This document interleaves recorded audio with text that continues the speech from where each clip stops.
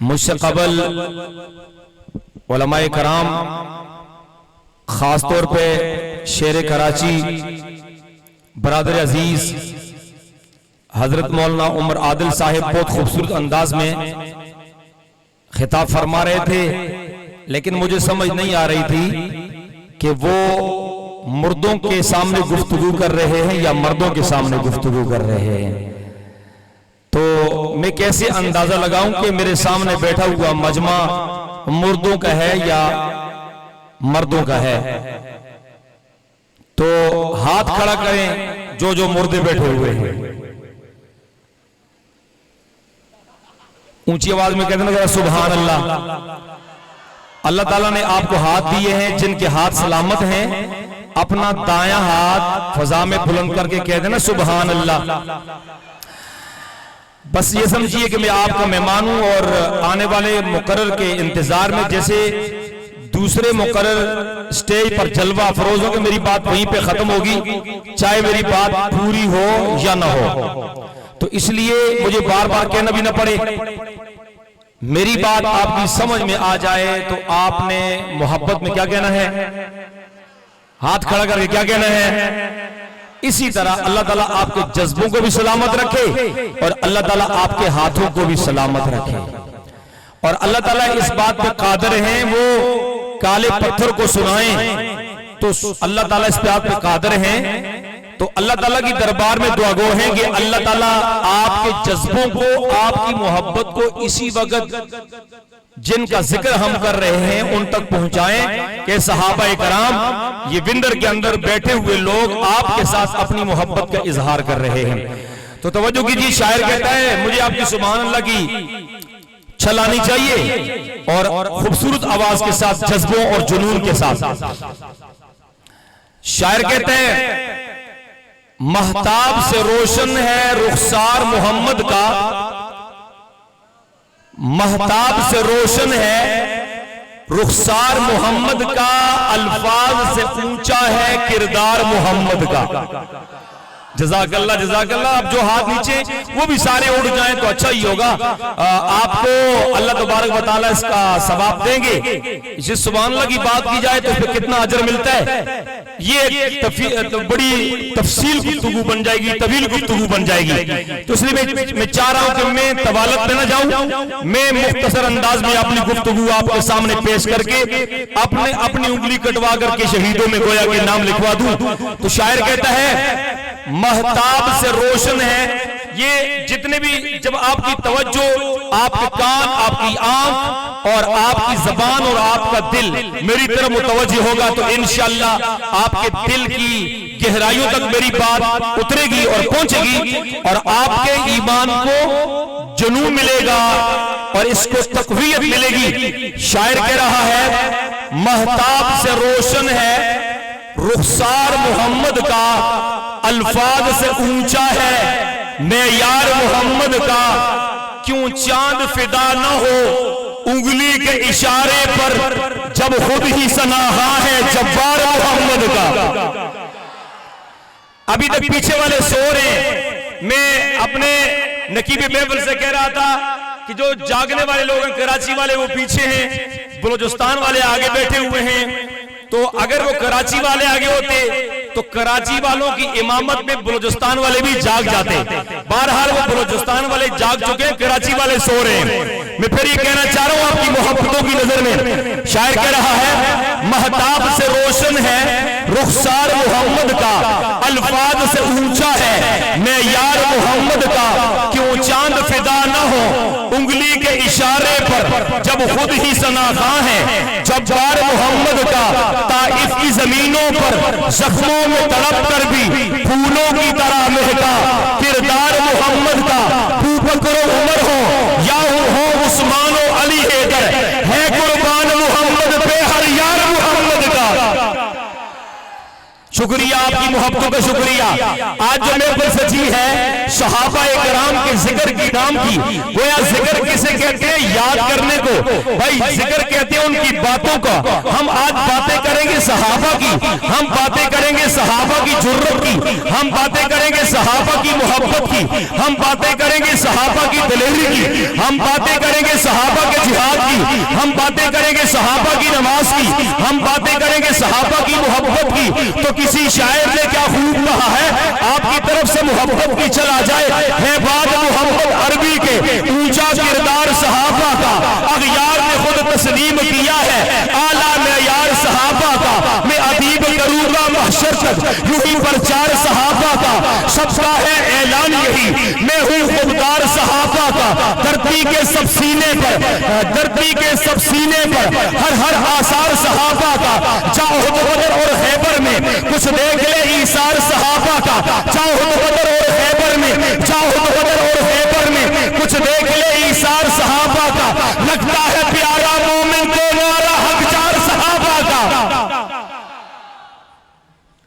میرے انتہائی واجب الاحترام ذی قدر باوقار علماء اکرام، اور خاص طور پہ آج کی اس محفل کو سجانے والے وندر اہل سنت والجماعت کے شیر قاری تنویر الحق صاحب، میں ان کو مبارکباد پیش کرتا ہوں۔ بڑی تکلیفوں کے ساتھ اتنے دور آ کر کے ایک کھلے میدان میں یہ محفل سجی ہے، میں ان کو کچھ دے تو نہیں سکتا، آج وہ میرے میزبان ہیں اور میں ان کا مہمان ہوں، لیکن ہوتا یہ ہے جب مہمان میزبان کے پاس جاتا ہے کچھ نہ کچھ تو لے کے جاتا ہے۔ آج میں آیا ہوں ان کے پاس، وہ مجھے کھانا کھلائیں گے، انہوں نے مجھے محبت سے نوازا ہے، انہوں نے میری آج بڑی خدمتگاری کی ہے، یہاں پر میں ان کے لیے صرف اتنا کہہ رہا ہوں، قاری تنویر صاحب آپ کے لیے کہہ رہا ہوں، آپ تو محبت میں آئے ہیں صحابہ کے ذکر کے لیے، آپ تو محبت میں آئے ہیں صحابہ کی عظمت کے لیے، آپ میدان میں آئے ہیں صحابہ کی بلندی کے لیے، آپ میدان عمل میں آئے ہیں صحابہ کے عروج کے لیے۔ اللہ تو سن رہا ہے، اللہ تو دیکھ رہا ہے، اللہ تو علیم بذات الصدور ہے، وہ تو انگ انگ میں ہے، تو سوچ میں ہے، تو فکر میں ہے، تو آنکھ میں ہے، تو نور میں ہے، تو سانس میں ہے، تو بولنے میں ہے، تو فضاؤں میں ہے، تو خلاؤں میں ہے، تو بلندیوں میں ہے، اللہ تو ہر جگہ پر ہے، تو سمندر میں ہے، تو موج میں ہے، تو دریا میں ہے، تو نہر میں ہے، تو پہاڑوں میں ہے، ارے تو پہاڑوں کے پتھروں میں ہے، اے پروردگار عالم۔ یہ قاری تنویر صاحب آج رات جا کر کے اپنے بستر پر سو جائیں، خواب میں صحابہ کرام کا دیدار نصیب فرما دینا۔ بھائی بات یہ ہے، یہ بات آ گئی ذکر کی، بھائی ذکر یاد صحابہ کی بات آ گئی، بات صحابہ کی بات آ گئی، ذرا قرآن اٹھائیے، قرآن اٹھا کر کے دیکھیے تو صحیح نا، قرآن کیا کہتا ہے، فَإِنْ آمَنُوا بِمِثْلِ مَا آمَنْتُمْ بِهِ۔ جب اس آیت کو پڑھو، یہاں پر ایمان کا ترازو، یہاں پر ایمان کا میزان دیکھو تو صحابہ کا ذکر ہے، فَإِنْ آمَنُوا بِمِثْلِ مَا آمَنْتُمْ بِهِ میں جب آپ دیکھتے جاؤ گے تو آپ کو صحابہ کا ذکر ملے گا، والذین معہم آپ کو صحابہ کا ذکر ملے گا، اشداء علی الکفار پر آپ کو صحابہ کا ذکر ملے گا، رحماء بینہم پر آپ کو صحابہ کا ذکر پڑے گا، رضی اللہ عنہم پر آپ کو صحابہ کا ذکر ملے گا، اولئک حزب اللہ پر آپ کو صحابہ کا ذکر ملے گا، ارے مفلحون پر تو آپ کو صحابہ کا ذکر ملے گا، ان کو اولئک هم الفائزون پر تو صحابہ کا ذکر ملے گا، التائبون پڑھتا چلا جا تو صحابہ کا ذکر ملے گا، عابدون پڑھتا چلا جا تو تجھے صحابہ کا ذکر ملے گا، حامدون پڑھتا چلا جا تجھے صحابہ کا ذکر ملے گا، ساجدون پڑھتا چلا جا تجھے صحابہ کا ذکر ملے گا، راکعون پڑھتا چلا جا تجھے صحابہ کا ذکر ملے گا، والناہون عن المنکر پڑھتا چلا جا تجھے صحابہ کا ذکر ملے گا۔ برادران اسلام، اس سے بھی آگے بڑھ کے کہتا ہوں، جا کر کے قرآن کے دریچے کھول، قرآن کے اوراق کو پڑھ، جا کر کے تو دیکھے گا ان المسلمین والمسلمات پر تجھے صحابہ کا ذکر ملے گا، صحابیات کا ذکر ملے گا، والمومنین والمومنات پر صحابہ کا ذکر ملے گا، صحابیات کا ذکر ملے گا، والقانتین والقانتات پر صحابہ کا ذکر ملے گا، صحابیات کا ذکر ملے گا، والصادقین والصادقات پر صحابہ کا ذکر ملے گا، صحابیات کا ذکر ملے گا، والصابرین والصابرات پر تو صحابہ کا ذکر ملے گا، صحابیات کا ذکر ملے گا۔ ہاں جناب والا قرآن کو کھول کھول چلا جا، صحابہ کا ذکر ملے گا، جب تو نماز کا ذکر کرے گا تو صحابہ کا ذکر ملے گا، آپ پوچھو گے مولانا صاحب میں نماز کی بات کروں صحابہ کا ذکر کیسے ملے گا، میں روزے کی بات کروں صحابہ کا ذکر کیسے ملے گا، میں اذان کی بات کروں صحابہ کا ذکر کیسے ملے گا، میں مسجد کی بات کروں صحابہ کا ذکر کیسے ملے گا؟ اے برادران اسلام، صحابہ جن کے پروانے تھے ان کا نام جناب محمد مصطفیٰ سب کہہ دو صلی اللہ علیہ وسلم ہے۔ اے میرے برادران اسلام، میرے رب العالمین نے جن کے لیے یہ مجلس سجائی ہے، جن کے لیے دنیا سجائی ہے، انہیں محمد مصطفیٰ کہتے ہیں، انہیں احمد مصطفیٰ کہتے ہیں، انہیں صافی کوثر کہتے ہیں، انہیں تاجدار مدینہ کہتے ہیں، انہیں فخر دو عالم کہتے ہیں، انہیں آمنہ قدر یتیم کہتے ہیں، انہیں امام الانبیاء کہتے ہیں۔ یہ وہ نبی ہیں جو آسمان پہ گئے ہیں، یہ وہ نبی ہیں جن کو نمازیں ملی ہیں، یہ وہ نبی ہیں جو میدان جہاد پہ گئے ہیں، یہ وہ نبی ہیں جن کی انگلی کے اشارے پر ایک چاند ٹوٹا ہے، یہ وہ نبی ہیں جن کی انگلی سے یہاں پر پانی نکلا ہے، یہ وہ نبی ہیں جن کی مسکراہٹ پر امی عائشہ کی سوئی جو گم ہو گئی تھی وہ ملی ہے۔ ارے برادران اسلام، خطیب ذکر کرتا ہے محمد مصطفیٰ یوں مسواک کرتے تھے، خطیب ذکر کرتا ہے محمد مصطفیٰ کی زلفیں یوں کھلا کرتی تھی، خطیب تذکرہ کرتا ہے ارے محمد مصطفیٰ کے دندان یوں شہید ہوئے تھے، خطیب یوں ذکر کرتا ہے پیغمبر کی داڑھی میں اتنے بال سفید تھے، خطیب یوں ذکر کرتا ہے آقا دو جہاں نے مٹی پھینکی تو کافروں کی آنکھیں بند ہو گئی، خطیب یہ ذکر کرتا ہے پیغمبر اس طرح نماز پڑھتے تھے، خطیب یہ ذکر کرتا ہے حضور بغیر رفع یدین کے نماز پڑھتے، کوئی خطیب ذکر کرتا ہے حضور نماز میں رفع یدین کرتے تھے، کوئی ذکر کرتا ہے حضور تو آمین بالجہر کہتے تھے، کوئی ذکر کرتا ہے حضور تو آہستہ آمین کہتے تھے، کوئی کہتا ہے حضور جب چلتے تھے آسمان کو بلندی ملتی تھی، حضور جب بیٹھ جاتے تھے زمین کی بستی ملتی تھی، حضور جب بولتے تھے تو جنت میں پھول کھلتے تھے، حضور کو جب غصہ آتا تھا تو آپ کو یہاں پر تیوری چل جاتی تھی، جہنم کی آگ بھڑکا دی جاتی تھی۔ ارے برادران اسلام، جب میں خطیب کے سامنے گیا، میں ایک ادیب کے سامنے گیا، میں ایک بولنے والے کے سامنے گیا، میں ایک حافظ کے سامنے گیا، میں ایک قاری سے پوچھا، میں نے ایک پروفیسر سے پوچھا، میں نے ایک استاد سے پوچھا، میں نے پڑھے لکھے سے پوچھا، میں نے وکیل سے پوچھا، میں نے پیر صاحب سے پوچھا، میں نے مشاہد سے پوچھا، او لوگوں مجھے بتلاؤ تو صحیح آقا دو جہاں کی زلفوں کا تذکرہ کیا، او لوگوں مجھے بتاؤ تو صحیح تم نے محمد کے تبسم کی بات کی، او لوگوں تم نے محمد کی دندان کی بات کی ہے، او لوگوں تم نے محمد کی چلخار کی بات کی ہے، او لوگوں تم نے محمد کی للکار کی بات کی ہے، او مجھے بتاؤ تو صحیح جب محمد مصطفیٰ اس دنیا میں آئے تھے تم نے دیکھا نہیں تھا پیغمبر کا بچپنا تھا، تم نے دیکھا نہیں تھا پیغمبر کا لڑکپن تھا، تم نے دیکھا نہیں تھا پیغمبر کی جوانی تھی، تم نے دیکھی نہیں تھی پیغمبر کا عروج تھا، تم نے دیکھا نہیں تھا پیغمبر غار حرا میں گئے تھے، تم نے دیکھا نہیں تھا وہی اتری تھی، تم نے دیکھا نہیں تھا اقرأ بسم ربک الذی خلق پڑھا تھا، تم نے دیکھا نہیں تھا پیغمبر نے دعوت دی ہے، تم نے دیکھا نہیں تھا ارے خدیجہ ایمان لائی، تم نے دیکھا نہیں تھا حضرت علی ایمان لائی، تم نے دیکھا نہیں تھا ارے ابو بکر میدان میں آ گئے، تم نے دیکھا نہیں تھا حضور مسجد میں گئے، تم نے دیکھا نہیں تھا حضور نے نماز پڑھی، تم نے دیکھا نہیں تھا حضور نے وضو کیا ہے، تم نے دیکھا نہیں تھا حضور نے قاعدہ کیا ہے، تم نے دیکھا نہیں تھا حضور نے تلاوت کی ہے، تم نے دیکھا نہیں تھا حضور نے نامت کی ہے، تم نے دیکھا نہیں تھا حضور نے جہاد کیا ہے، تم نے دیکھا نہیں تھا حضور کے چہرے میں تبسم تھا، تم نے دیکھا نہیں تھا زلفیں کالی تھی، تم نے دیکھا نہیں تھا ارے چہرہ چمکتا تھا، تم نے دیکھا نہیں تھا ذکر اونچا تھا، تم نے دیکھا نہیں تھا خطیبوں تم بتاؤ، ادیبوں تم بتاؤ، مفکروں تم بتاؤ، عالموں تم بتاؤ، بریلویوں تم بتاؤ، دیوبندیوں تم بتاؤ، جماعت اسلامی تم بتاؤ، سنیت تم بتاؤ، مسلم تم بتاؤ، پی ٹی آئی تم بتاؤ، پیپلز پارٹی تم بتاؤ، وہ لوگوں مجھے تم بتاؤ، پاکستان والوں تم بتاؤ، بلوچستان والوں تم بتاؤ، کے پی والوں تم بتاؤ، پٹھانوں تم بتاؤ، پنجابیوں تم بتاؤ، سکھوں تم بتاؤ، بلوچوں تم بتاؤ، پنجابیوں تم بتاؤ، یہ باتیں کیسی پوچھو؟ مجھے آواز آتی ہے پیغمبر کا چلنا ہو، پیغمبر کا بیٹھنا ہو، پیغمبر کے بول ہو، پیغمبر کا اخلاق ہو، پیغمبر کا تبسم ہو، پیغمبر کا رونا ہو، پیغمبر کی تلوار ہو، پیغمبر کا جہاد ہو، پیغمبر کی آواز ہو، پیغمبر کا کر ہو، پیغمبر کا کر ہو، پیغمبر کی چادر ہو، پیغمبر کی چارپائی ہو، چارپائی پہ علی ہو، غار سور ہو، ابو بکر ہو، ابو بکر کی کھود ہو، حضور کی سر ہو، ابو بکر ہو، ابو بکر کے کپڑے ہو، سوراخ بند ہو گئے ہو، میں نے کہا بتلاؤ یہ بتانے والے کون تھے؟ بلوچستان والے، مجھے سب نے کہا وہ ایک جماعت تھی، وہ ایک گروہ تھا، وہ محبین تھے، وہ شاک تھے، وہ دلدار تھے، انہیں کہتے تھے صحابہ، صحابہ بول بول بولتے تھے، یہ کیسے بول رہے ہیں؟ سارے بولو، ایک منٹ دونوں ہاتھ سلامت ہیں؟ جن کے دونوں ہاتھ سلامت ہیں دونوں ہاتھ کھڑے کرو. یوں نہیں جتنے ہاتھ ہیں آپ کو میڈیا پر دیکھا جائے گا. بلوچستان والوں، ہم یہ آواز ایران تک پہنچانا چاہتے ہیں، اور ایران ہمارے بابا عمر نے حاصل کیا تھا، اور ہم اپنے بابے کی میراث کو حاصل کر کے چھوڑیں گے. ہم اپنے بابے کی اس میراث کو حاصل کر کے چھوڑیں گے. اگر تمہاری آواز ایران تک نہیں جا سکتی، کراچی کے انچولی تک لازمی جانی چاہیے.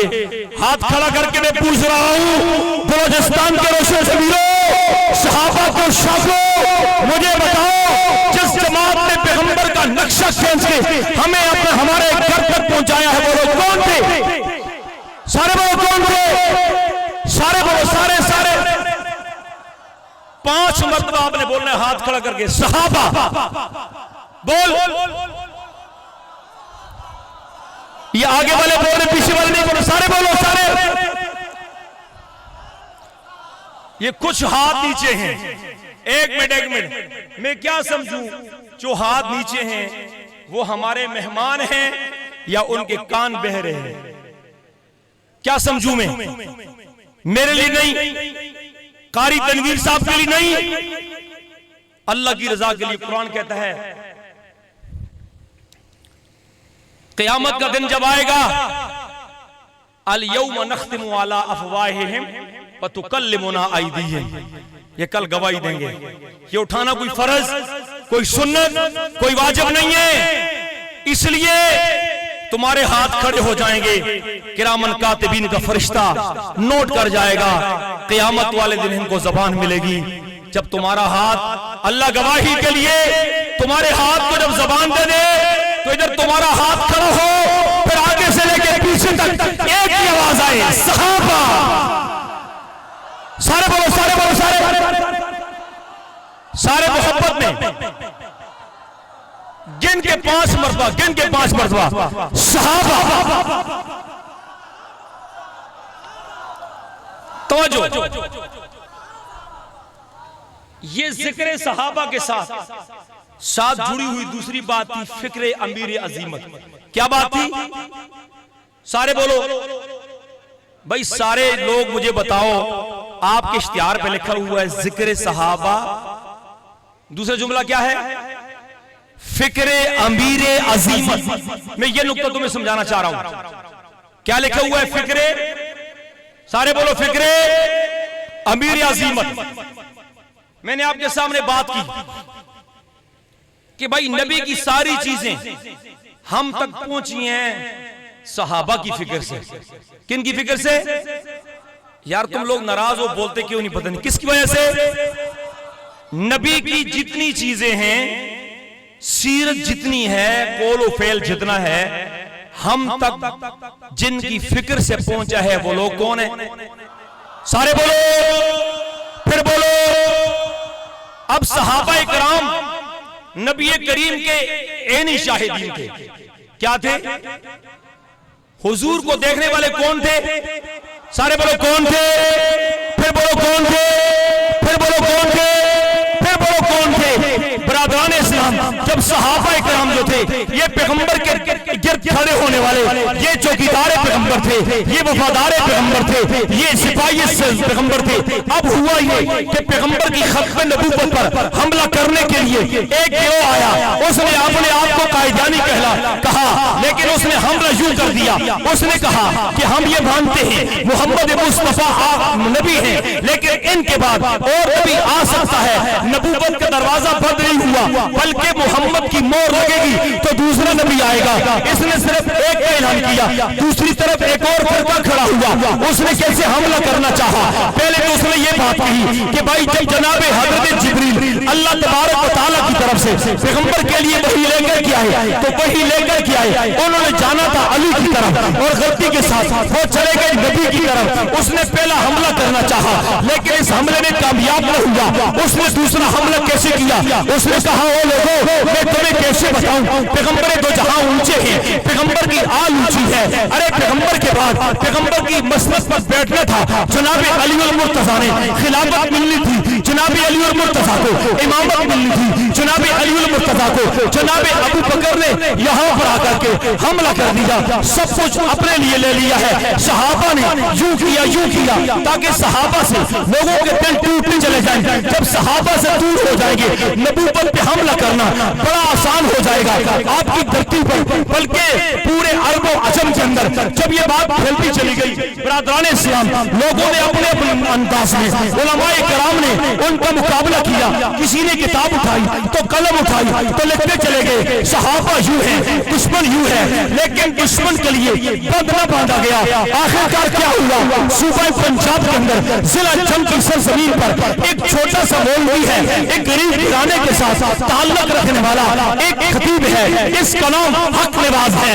سب بولیے اس کا نام حق نواز ہے، بولیے اس کا نام حق نواز ہے۔ سارے بولو کہ میں بات کر کے چلا جاؤں، اس کا نام ہے حق نواز، اس کا نام ہے۔ کوئی نعرہ لگائے حق نواز کا نعرہ لگاؤ، تیری آواز میری آواز، نعرہ لگاؤ، خود نعرہ لگاؤ، خود نعرہ لگاؤ،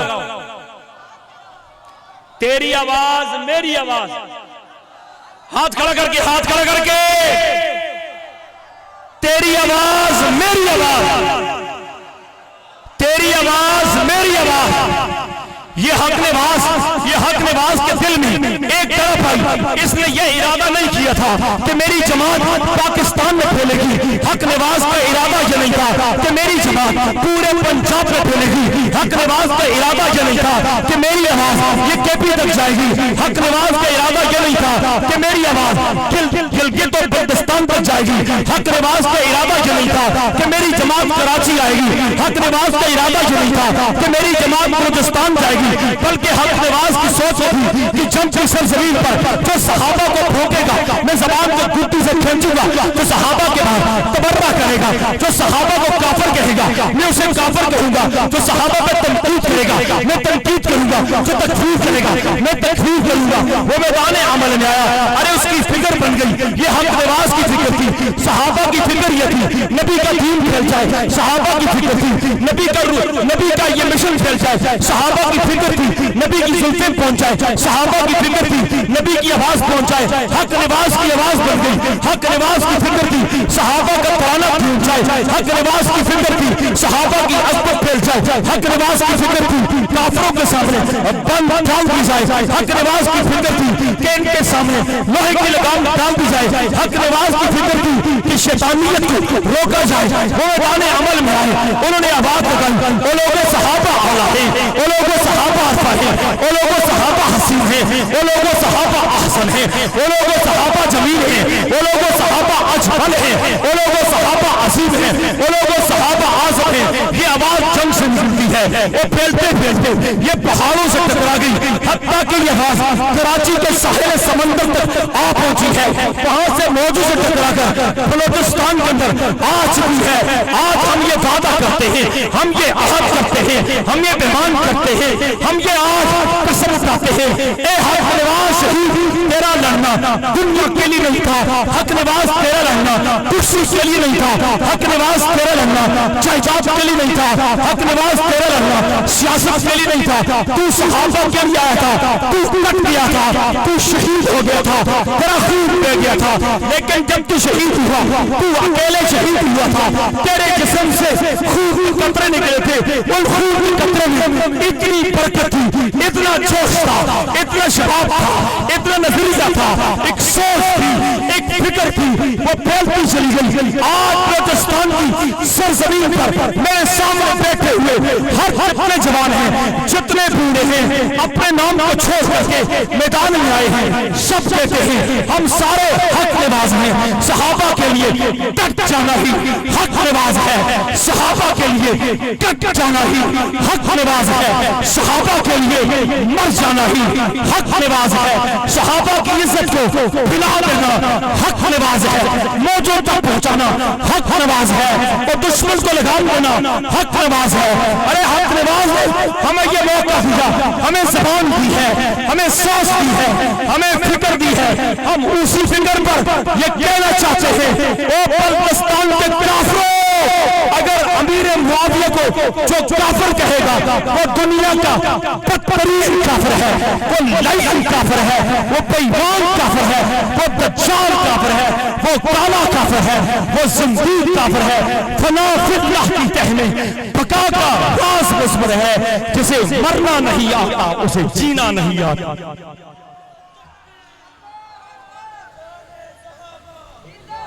دیکھو یہ نعرہ جو لگ رہا ہے، اگر نعرہ لگانا ہے صحیح نعرہ لگاؤ، نعرہ نہیں لگانا، نعرے کو بدنام نہ کرو۔ اب نعرہ لگاؤ، کھڑے ہو جاؤ۔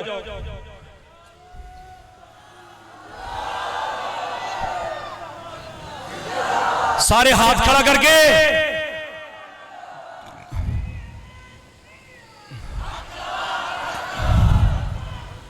بلوچستان گونجنا چاہیے، تیری آواز میری آواز پہ بولیے، بولیے تیری آواز میری آواز پہ۔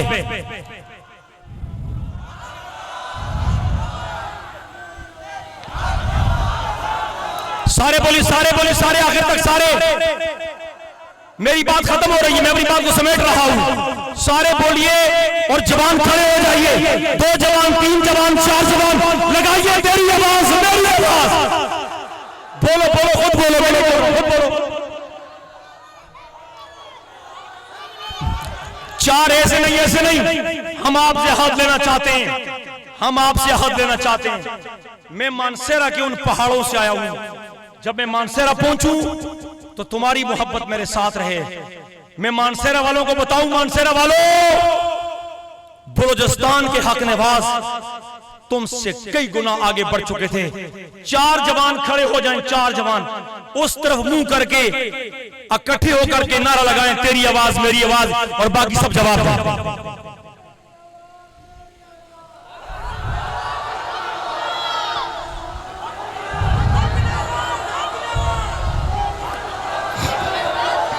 ایک منٹ ایک منٹ ایک منٹ ایک منٹ،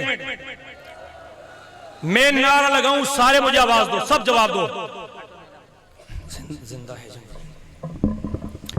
نعرے تکبیر، شان محمد مصطفیٰ، شان صحابہ، تیری آواز میری آواز، تیری آواز میری آواز، تیری آواز میری آواز، سنیوں کی ایک آواز، سنیوں کی ایک آواز، زندہ ہے جنگی، زندہ ہے جنگی، زندہ ہے جنگی، میرا قائد جنگی، میرا قائد جنگی، گولیاں کھا کر، گولیاں کھا کر، جیلوں میں جا کر، جیلوں میں جا کر زندہ ہے جنگی۔ نعرے تکبیر۔